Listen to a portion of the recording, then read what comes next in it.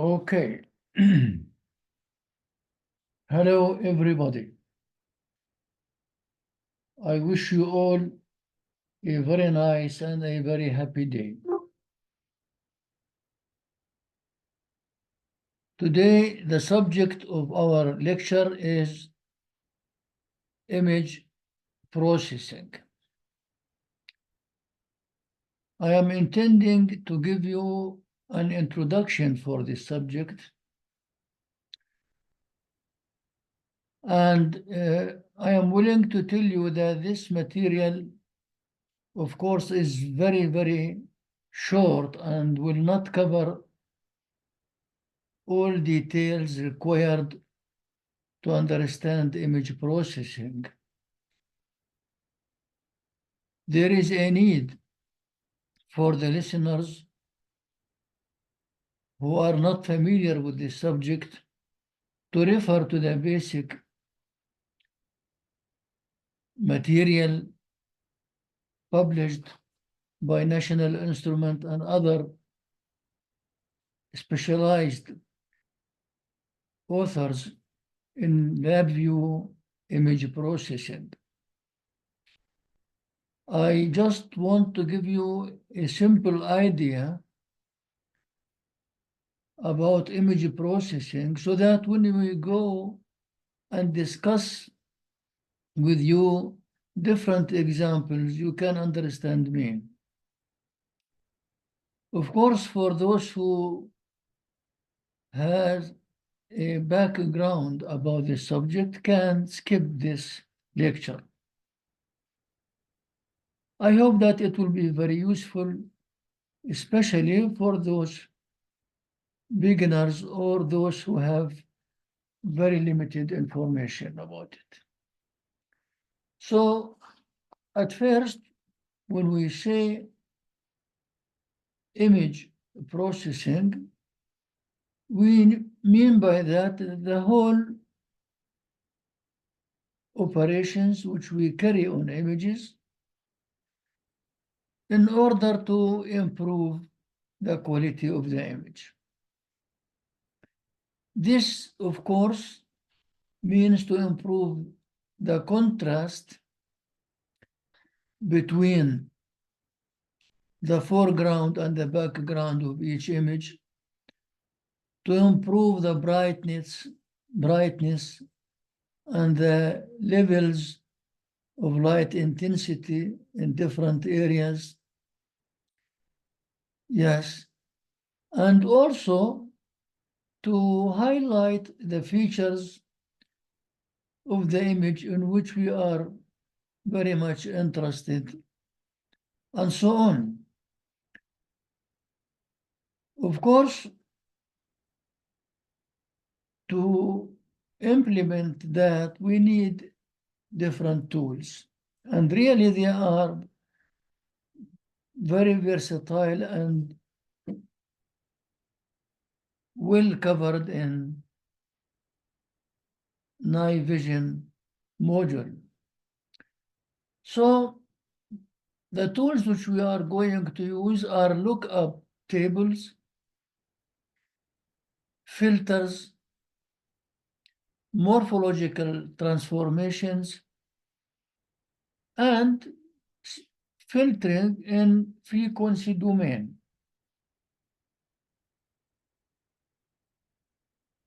I shall demonstrate with you in this lecture also how to find the different processing functions in night vision and brief information about some of them. Well, concerning lookup tables, they convert grayscale values in the source image into other grayscale values in the transformed image. And they are used to improve the contrast and brightness of the image as a final target, of course. The other tool is filters, or filter virtual instruments. And as usual, they are used to filter the image from noise, to decrease the noise level or to remove the noise if possible, and to improve the signal to noise ratio, and also to highlight and enhance the edges in the image. In LabVIEW, we have many different types of filters. The most important I have to tell you about are Gaussian filters for smoothing images, Laplacian filters for highlighting image details, nth order filters also are used for noise removal, and Sobel filters and Robert filters for edge detection, and Canny filters for edge detection. The third group, or the third tool, is the morphological transformations. And they are used to alter the structure of particles in the image. Here we can say we have two groups. One of them is classified as binary morphology functions, and the other one is grayscale morphology functions. Yes. When using grayscale morphology, we extract or alter the structure of the particles in the image. And most of grayscale morphology VIs are used to filter or smooth the pixel intensities of the image, or to alter the shape of regions of the image by expanding bright areas at the expense of dark areas. Also, they are used to remove and enhance isolated features such as bright pixels in a dark background, or black pixels in a white background. This is also done by grayscale morphology. Yeah. Well, I'll show you morphological VIs a little after 5 2 minutes, and explain to you about them in maybe better detail.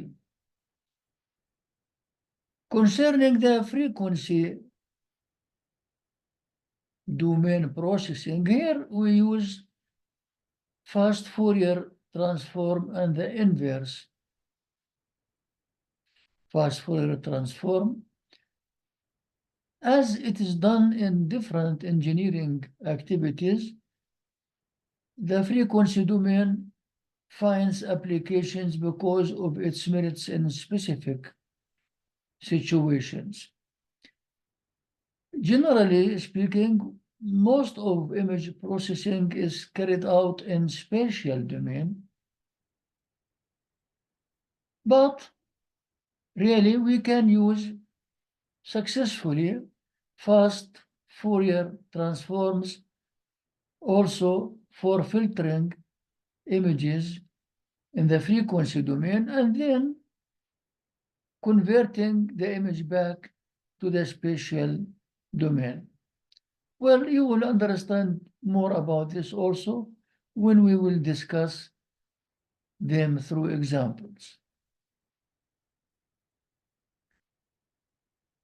Well, when we say a particle of an image here, or particle analysis, really we mean a group for a particle, we mean a group of pixels in the image which are in neighborhood and have very close or similar values of light intensities.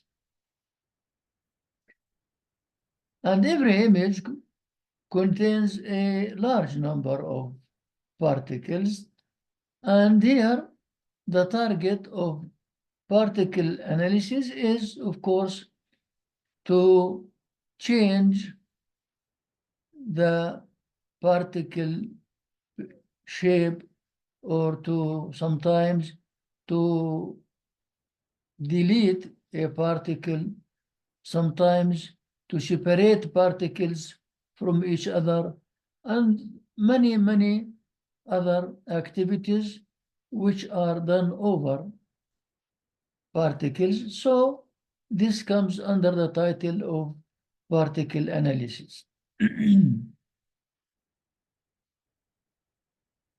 Yes.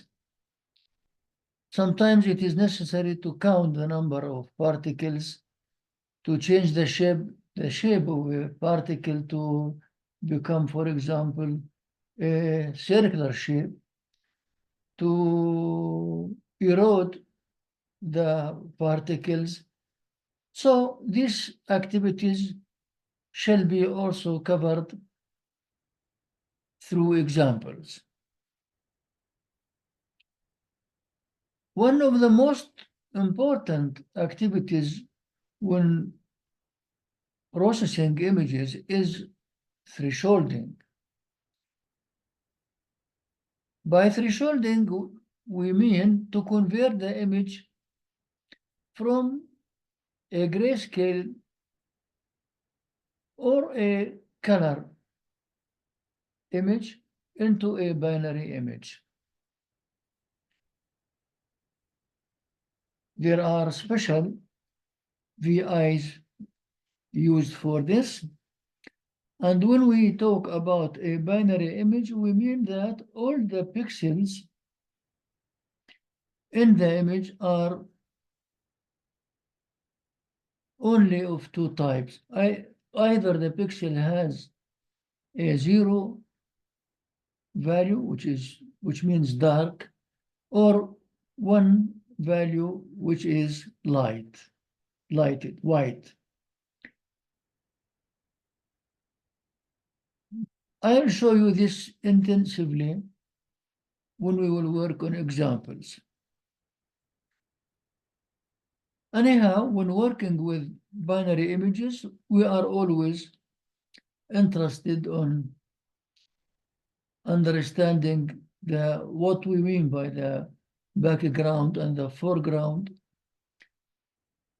And sometimes we have the background black and the image itself or the foreground is white. And sometimes we have the background is white and the image itself is black. This depends on situation. Yes.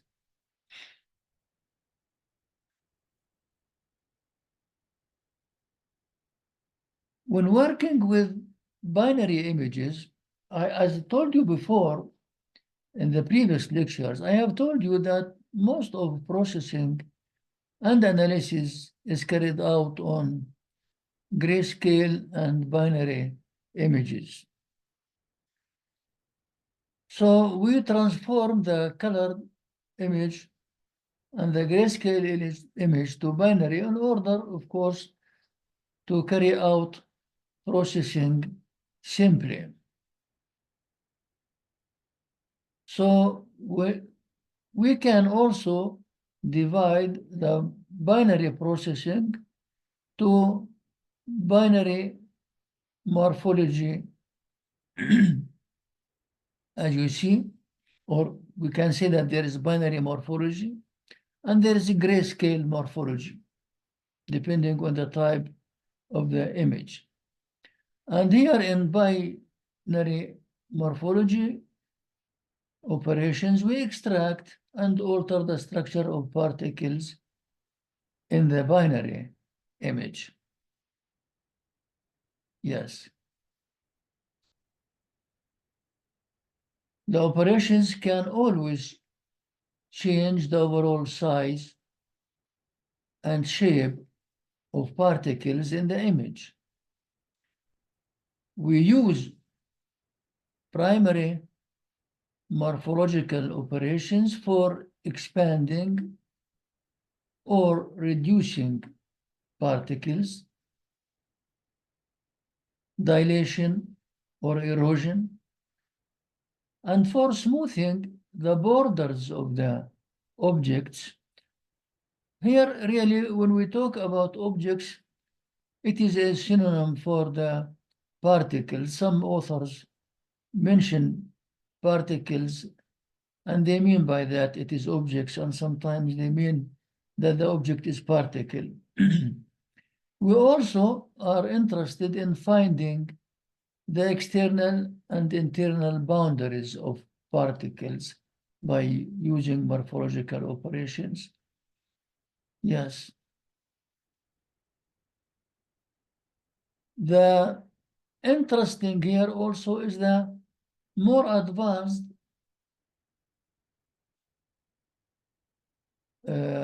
binary operations, morphological operations, which is filling the holes in particles or removing particles, such as the particles which are at the borders of an image, for example, or removal of unwanted small or unwanted large particles.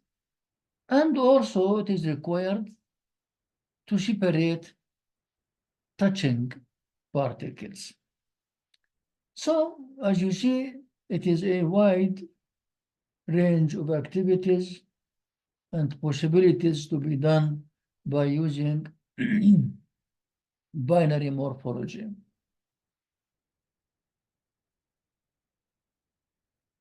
An important concept also when working with image processing is the edge detection. Edge detection is related to the contrast, of course, in the image, particles, and regions. And when we say an image, we mean by that a significant change in grayscale values between adjacent pixels in the image. Yes.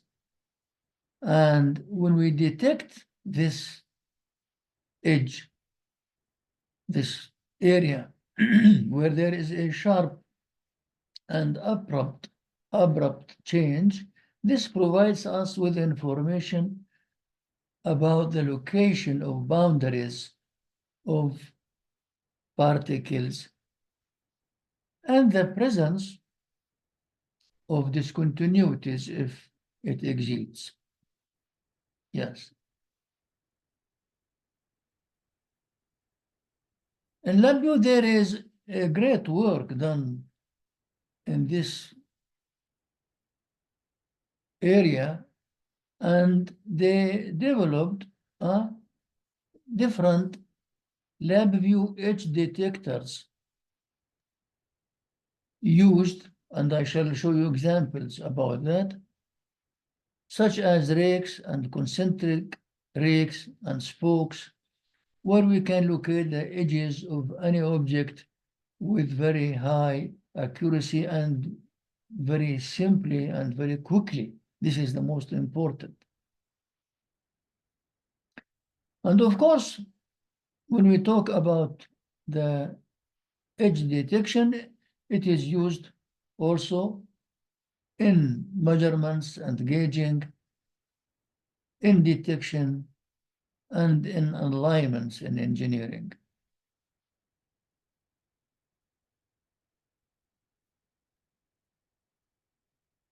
Well, before going to talk with you a little bit about analysis, let me show you how we go and find our three important or four important tools for image processing. This is the main palette, which is called image processing. When we expand it, you will see there is other sub-palettes related to this topic. The first one of them, which is titled processing. When you expand it, you will find about 15 different functions which are used for processing in general. And the most important thing here is IMAC threshold. IMAC, I told you, it is a shortened form of image acquisition. So by using this function here, we can convert the grayscale image to a binary image. But the threshold range here has to be decided by you, depending, of course, on the image quality. But there is also other functions used for thresholding. One of them is auto B threshold, and the other one IMAC auto M threshold. Of course, IMAC local threshold, of course, any of them has its specific applications and merits. And of course, you cannot by heart remember all these things all the time. But the most useful thing here is you just have to click any of them and go to the help directly and read about it. Then you remember the most important here. If you need and you find that this information which is given about a specific function here is, if you find it is not sufficient, of course you have to refer to the basic resources published by national instruments. So in addition to IMAC threshold or IMAC B threshold and other two types here, you find specific functions for lookup tables. So here IMAC user lookup 2, where you use yourself and design the lookup which you want. Here IMAC equalize function. IMAC brightness, contrast, and gamma lookup function. So as you see, many interesting functions are developed and find practical use in image processing using IMAC or night vision. This is the common, let me say, common functions, functions used for common processes. Now, when we come to specific types, we come to the group of filters. Here also you will find different types of filters used. One of them, IMAC low pass filter, for example, or IMAC nth order canny edge detector. This is a filter. General IMAC edge detection function. IMAC convolute, this is also a filter. So as you see,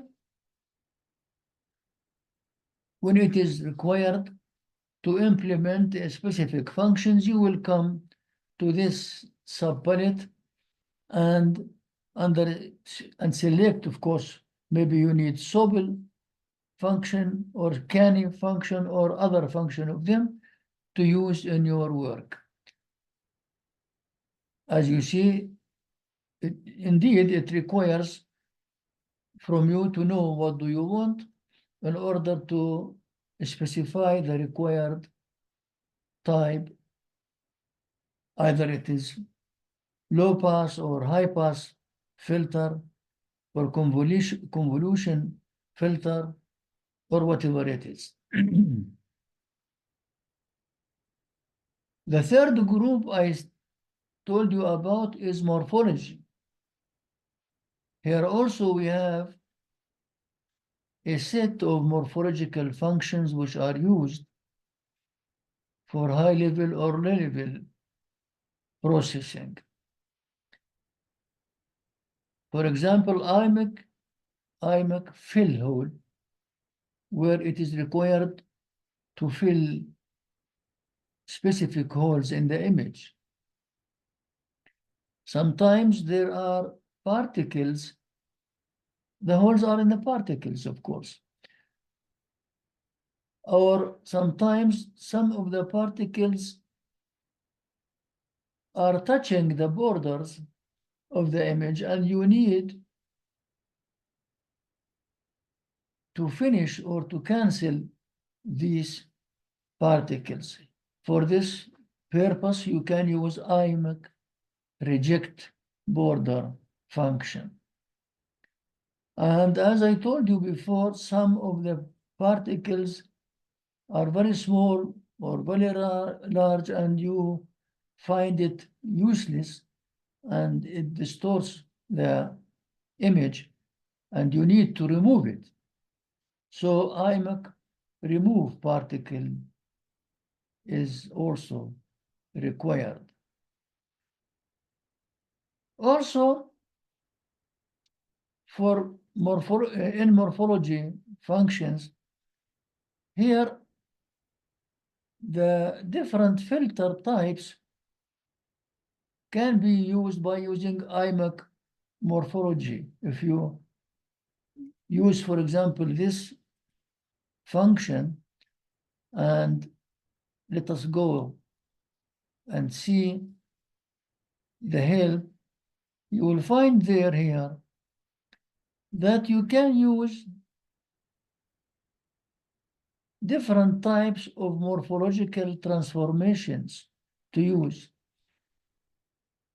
Look, 12 different activities which can be carried out by this function only. You need to know, of course, are you going to dilate the image or to erode the image or use auto M? And every activity here is given a specific code number. You can either use these code numbers or use the name directly when you select the operation. How? Well, we are here, for example, here the operation, which is blue, I right-click it, as you see, and say, or write for create constant, for example. And now I press the arrow and select what I want. So, do I want to dilate the image or to erode the image or to apply hit miss principle? So it depends. If I want the erode, I click it. Now it will be erode and then carry out the other connections and carry out the required processing. So IMAC morphology also is widely used in image processing. Sometimes it is required to find circles existing in an image. We shall go through examples using this function. Because normally, as you know, the particles in the image do not have square or rectangle shape. Normally, they are rounded, but not exactly circles. And here you have to approximate the image to a circle. So IMAC find circles is a very useful, of course, function for this purpose. Yes. One very, very, very important also tool here, which is IMAC particle filter 3. This is a filter, a complicated algorithm here. And really, its application is not an easy one, but it is really very useful and gives very accurate filtering. Yes. Sometimes you need to remove a particle. You can use IMAC remove particles. So, as you see, there is possibility. Let me go back. Maybe I didn't talk with you about the frequency domain here by using the fast Fourier transforms forward IMAC fast Fourier transform. This is the forward transform, and this is the function which realizes the inverse fast Fourier transform. It is very useful, especially when we are talking about complex imaging, because when talking about fast Fourier transform, we are talking also about complex variables and complex planes. So it finds applications there very suitably. Yeah. Anyhow, as I told you, really, use of fast Fourier transforms for image processing is normal and it is useful, but it is not the most common. But it has its, of course, specific applications.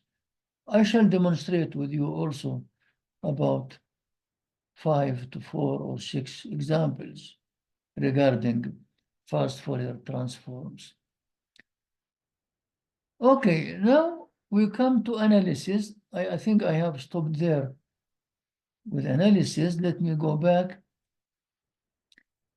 and talk about image analysis.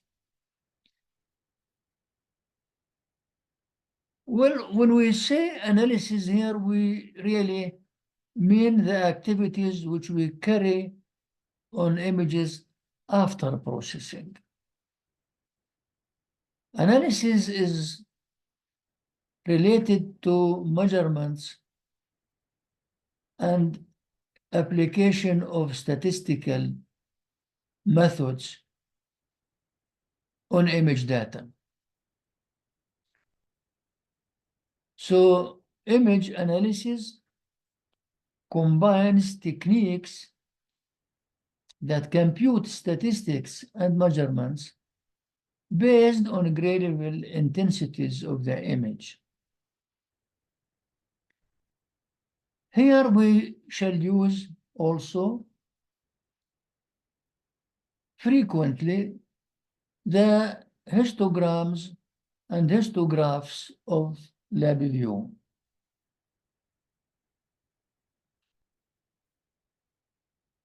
A histogram counts and graphs the total number of pixels at each grayscale level. You know, the grayscale levels are from 0 to 255. Now, so number 10, for example, or number 50, how many times it is repeated? This is the target to find the frequency of repetition for each level of grayscale levels. And of course, to determine the overall intensity of the image.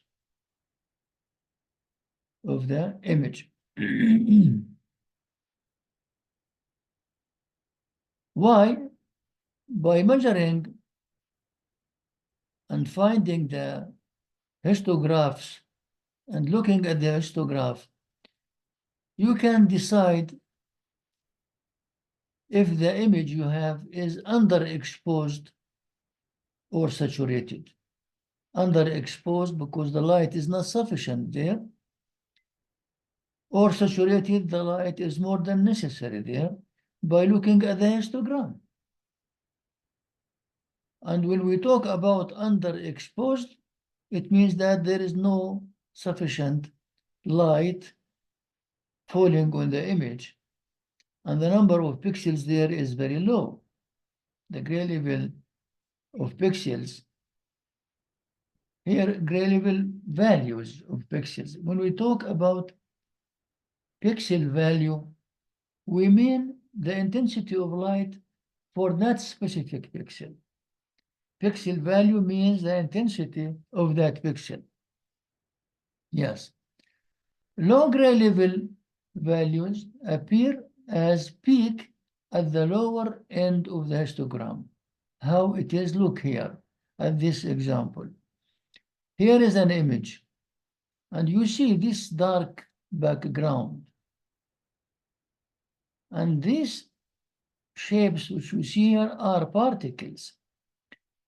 But the dominating here, as you see here, is the back, the black.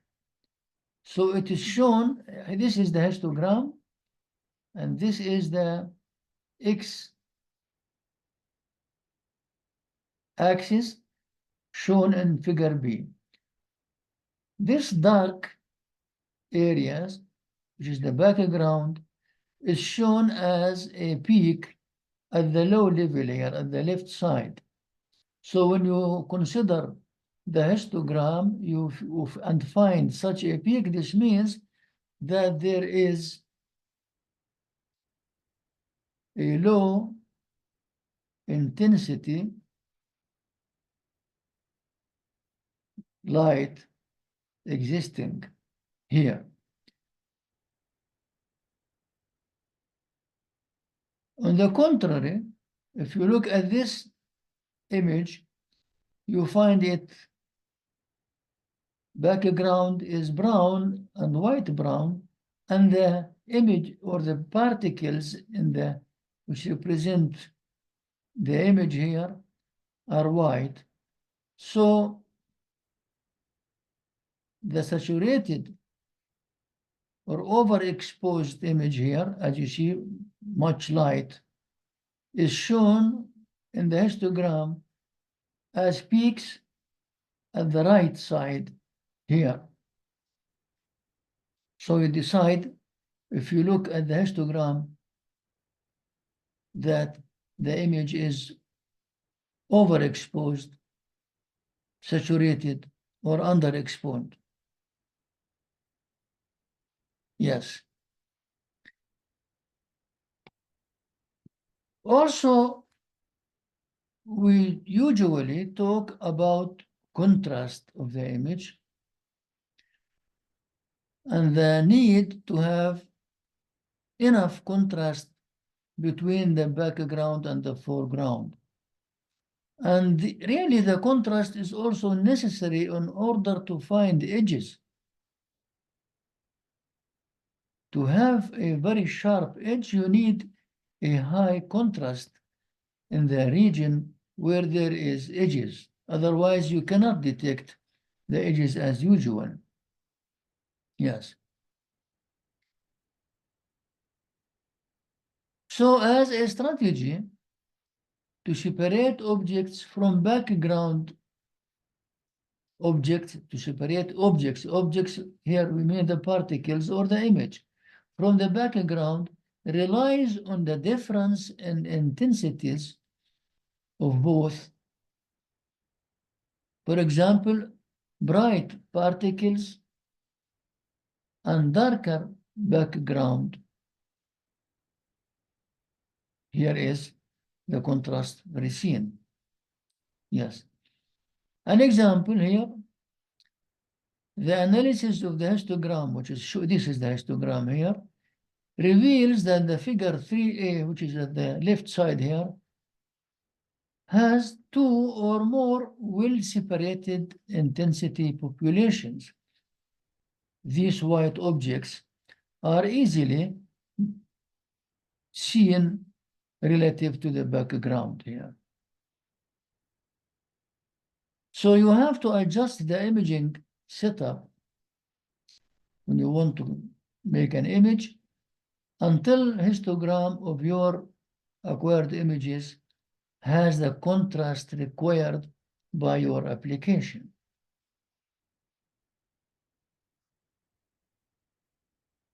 In our work, coming work, I shall also talk about line profiles and their finding or drawing of line profile. What do we mean? As I told you at the beginning, the target of this lecture only to introduce to you the most common, frequently used expressions and concepts. So when we talk about line profile here, we mean that this line will plot the variations of intensity along itself. Line profile means at that line or for that specific line, we know how the intensity varies from one pixel to another.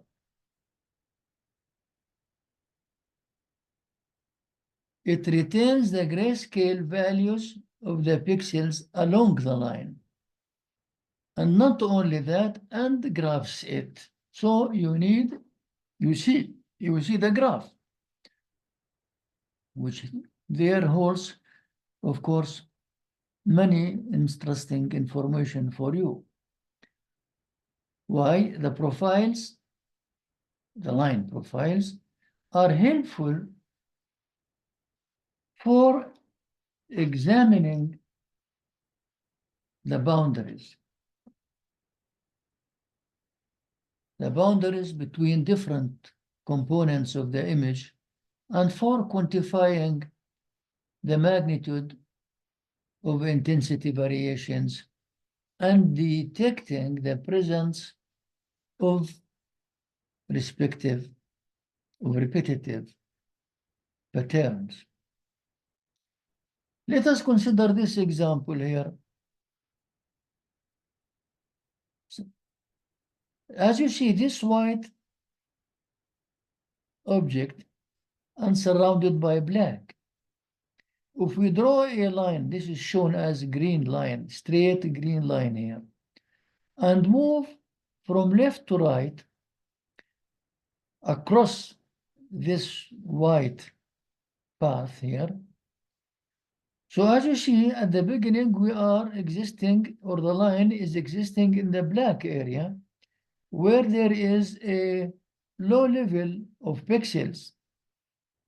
So as you see here, low level is shown up to the edge here. Now, why this is an edge? Because there is an abrupt, a sharp change of intensity from black to white. It is clear. This change is about to become a step change. Step, as I am showing you.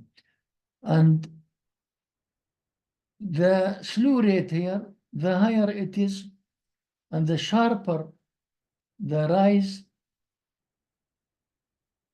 means the contrast between the black and white is higher. Now, when we come to this region of the line, which is inside the white tube here, you find that it is very high level of brightness. And again, when the line goes out of it, it crosses, of course, an edge here. And now there is also an abrupt change of light intensity from high to low.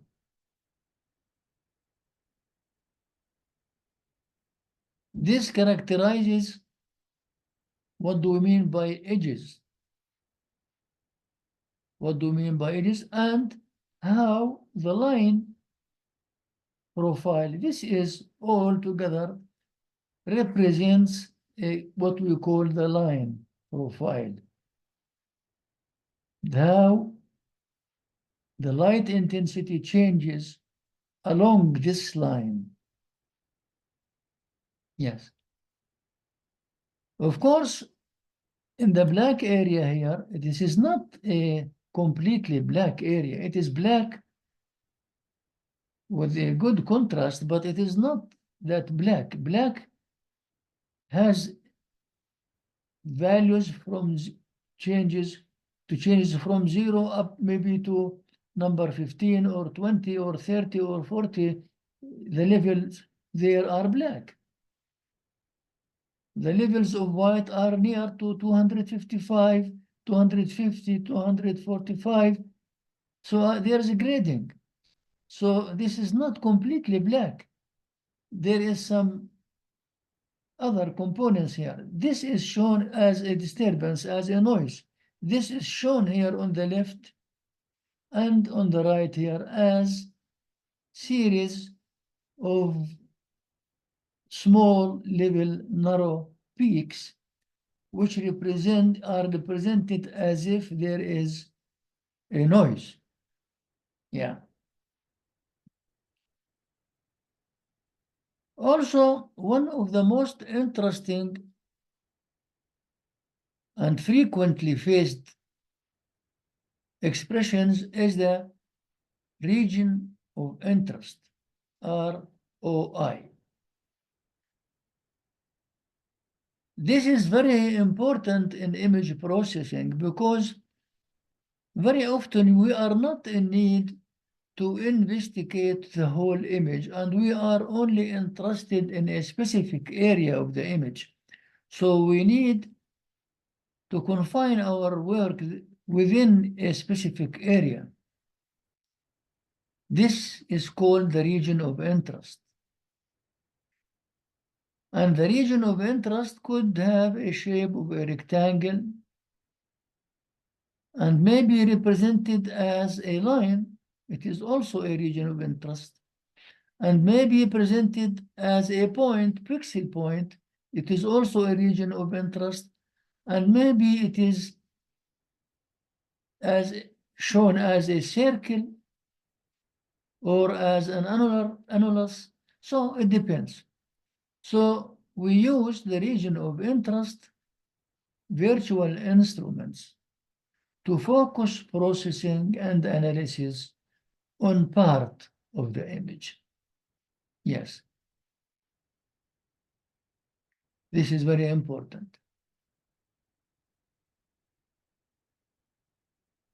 IMAC region of interest profile. I have mentioned just one moment before line profile. Now we talk about a region of interest profile,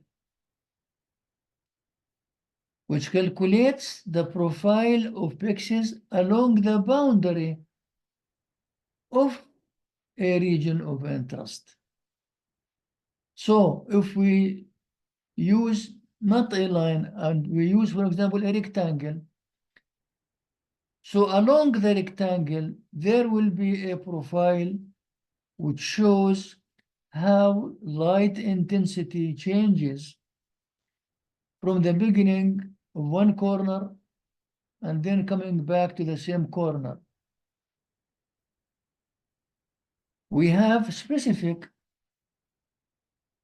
virtual instruments for IMAC region of interest profile, which returns data type called cluster that is compatible with LabVIEW graphs. Now let me show you what I was talking about.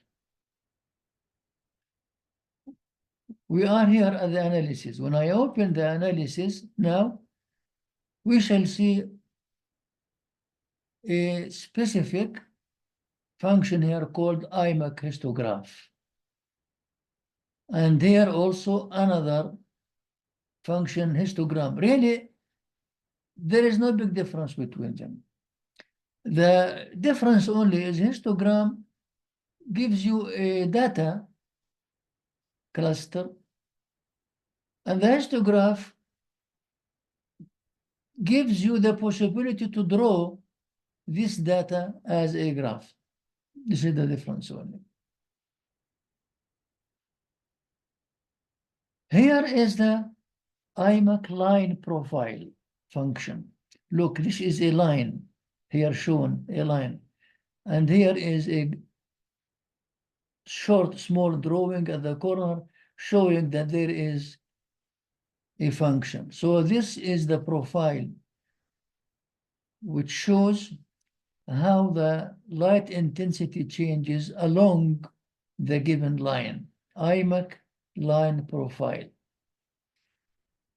The second, maybe frequently and more frequently used, is the IMAC region of interest profile. Here it is a square or rectangle which you draw on the image, and you will get how the pixels change along the perimeter of this rectangle and give you a good picture to decide if there are edges or not, or there are some matches between different particles of the image. Of course, in addition to these two very interesting functions, you have an interesting function here also. I will give you examples about it, called IMAC particle analysis report. And the other one, they are used together, which is IMAC particle analysis. So you use this, couple this with the image. Of course, you have to input here the image. Here is the image. And now you will get the output, which is duplicatable. This output is used with IMAC particle analysis report, which gives you worked out information about the particle itself. Also, an interesting is IMAC extract curves here, which considers the given image and finds possibility of different curves, curve shapes, of course, found there. And IMAC quantity to quantify, which also is useful to give you general idea about the structure of given particle area. So, as you see, this topic is not that simple. It is really a wide range of activity. I think we shall spend 3 to 4 lectures explaining to you different examples where we analyze different images to get information about them or modify these images. Okay. Up to now, I finished with this lecture. I hope that I covered the most important. and that the listeners have understood something which helped them to understand more when we analyze specific exercises. Until then, thank you for listening and goodbye.